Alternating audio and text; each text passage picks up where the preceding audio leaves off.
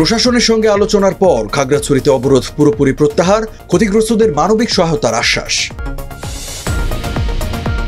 কোনো রাজনৈতিক দলের কাছে মাথা নত করবে না বিএনপি, ধর্মের ভিত্তিতে জাতিকে বিভাজিত না করার প্রতিশ্রুতি জামায়াতের। চট্টগ্রামের বাতাস ও পানিতে মাত্রাতিরিক্ত দূষণ, ঝুঁকিতে জনস্বাস্থ্য, গড় আয়ু কমেছে প্রায় 6 বছর। আর 7 জনের শরীরে পাওয়া গেছে অ্যানথ্রাক্সের উপসর্গ, মোট আক্রান্তের সংখ্যা 11 জন, গাইবান্ধা জুড়ে আতঙ্ক। এবং ট্রাম্পের আহ্বানের পরও গাজায় বোমা হামলা চলছে, ইতোমধ্যে নিহত 20, ইসরায়েলের অস্বীকার। স্বাগত জানাচ্ছি দ্য বিজনেস স্ট্যান্ডার্ডের নিয়মিত আয়োজন টিভিএস রাত 8টা সংবাদে। সঙ্গে আছে রঞ্জু ইফতেখার। দেখছিলেন সংবাদ শিরোনাম, এবারে জানাবো বিস্তারিত। কয়েকদিনের উত্তেজনা ও সহিংসতার পর অবশেষে খাগড়াছড়িতে অবরোধ কর্মসূচি প্রত্যাহার করেছে যুগ্ম ছাত্র জনতা। নতুন করে স্থানীয় প্রশাসনের সঙ্গে আলোচনার পর আজ শনিবার সকালে সংগঠনটি এক বিবৃতিতে অবরোধ সম্পূর্ণভাবে তুলে নেওয়ার ঘোষণা দেয়। তবে যুগ্ম ছাত্র জনতা হুঁশিয়ারি দিয়েছে, ধর্ষণ মামলার আসামিদের গ্রেপ্তার ও দ্রুত বিচারের আওতায় আনা সহ 8 দফা দাবি পূরণে প্রশাসন ব্যর্থ হলে আরও কঠোর কর্মসূচি ঘোষণা করবে তারা। এর আগে প্রশাসনের পক্ষ থেকে জানানো হয়, দাবি বাস্তবায়নে প্রয়োজনীয় ব্যবস্থা নেওয়া হবে এবং নিহতদের প্রত্যেক পরিবারের জন্য 50,000 টাকা করে আর্থিক সহায়তা দেওয়া হবে। গত 23 সেপ্টেম্বর পাহাড়ি এক কিশোরীকে ধর্ষণের অভিযোগ ঘিরে খাগড়াছড়ি জেলায় বিক্ষোভ শুরু হয়। এরপর 27 সেপ্টেম্বর যুগ্ম ছাত্র জনতা অবরোধ কর্মসূচি ঘোষণা করে। কোনো রাজনৈতিক দলের অভিসন্ধির কাছে বিএনপি কোনো দিন মাথা নত করতে পারে না বলেছেন দলটির স্থায়ী কমিটির সদস্য সালাহ উদ্দিন আহমদ। বিএনপির এই নেতা বলেন, রাষ্ট্র কোনো ছেলে খেলা নয়। 18 কোটি মানুষের ভাগ্য নিয়ে আমরা ছিনিমিনি খেলতে পারি না। এদেশের জনগণই হচ্ছে চূড়ান্ত সিদ্ধান্ত নেয়ার মালিক। শনিবার রাজধানীর ইঞ্জিনিয়ার্স ইনস্টিটিউশন মিলনায়তনে জাতীয়তাবাদী সমমনা জোটের সংগঠন ন্যাশনাল ডেমোক্রেটিক পার্টির 37তম প্রতিষ্ঠা বার্ষিকী উপলক্ষে আলোচনা সভায় এসব কথা বলেন সালাহ উদ্দিন আহমদ। এদিকে আজ বেলা 11:30টায় রাজধানীর মগবাজারের আল ফালাহ মিলনায়তনে দায়ী ও ওয়াইজ সম্মেলনে বক্তব্য দিয়েছেন বাংলাদেশ জামায়াতে ইসলামীর আমির ডাক্তার শফিকুর রহমান। জামায়াতের এই নেতা বলেন, ধর্মের ভিত্তিতে জাতিকে বিভাজিত করার পক্ষে নয় জামায়াত।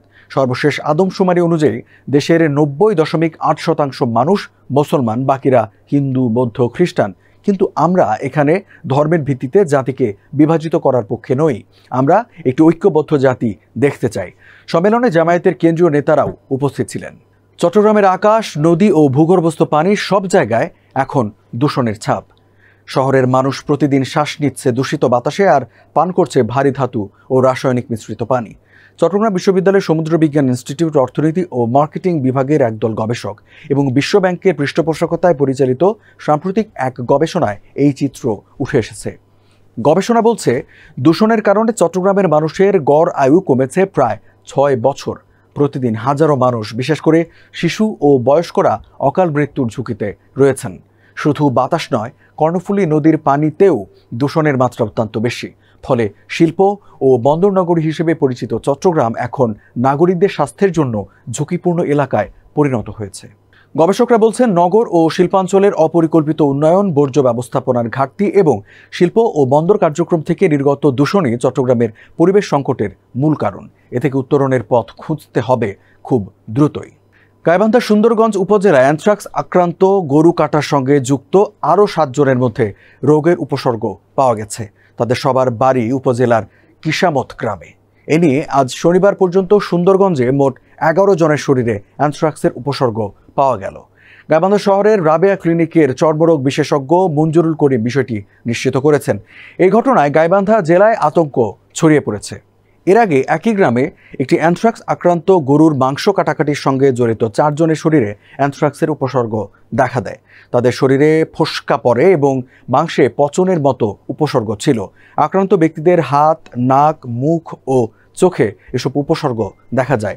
ইতিমধ্যেই তারা সুন্দরগঞ্জ উপজেলা স্বাস্থ্য কমপ্লেক্সে চিকিৎসা নিয়েছেন। মার্কিন প্রেসিডেন্ট ডোনাল্ড ট্রাম্পের আহ্বান কানে তুলেনি ইসরায়েলের প্রধানমন্ত্রী বেনিয়ামিন নেতানিয়াহু। গাজায় বোমা হামলা বন্ধের আহ্বানের পরও বিমান হামলা অব্যাহত রেখেছে তেল আবিব। শুধু তাই নয়, গাজাবাসীদের নিরাপদ স্থানে সরে যাওয়ার পরামর্শ দিয়েছে ইসরায়েলি প্রতিরক্ষা বাহিনী IDF। এদিকে প্রেসিডেন্ট ট্রাম্পের ২০ দফা শান্তি পরিকল্পনার প্রথম ধাপ হিসেবে ৭২ ঘন্টার মধ্যে জিম্মিদের ফিরিয়ে দেওয়ার প্রস্তাবে সম্মত হয়েছে হামাস। ট্রাম্পের শান্তি পরিকল্পনাকে সমর্থন জানিয়েছিলেন ইসরায়েলের প্রধানমন্ত্রী নেতানিয়াহু। এমনকি বিরোধী দলের নেতারাও এই চুক্তি বাস্তবায়নের আহ্বানও জানিয়েছেন তারা নেতানিয়াহুর প্রতি। তবে সে পথে এখনও পা বাড়ানোর কোনো নমুনা দেখা যাচ্ছে না নেতানিয়াহুর। তার নির্দেশে এখনও গাজায় বোমা হামলা অব্যাহত রয়েছে।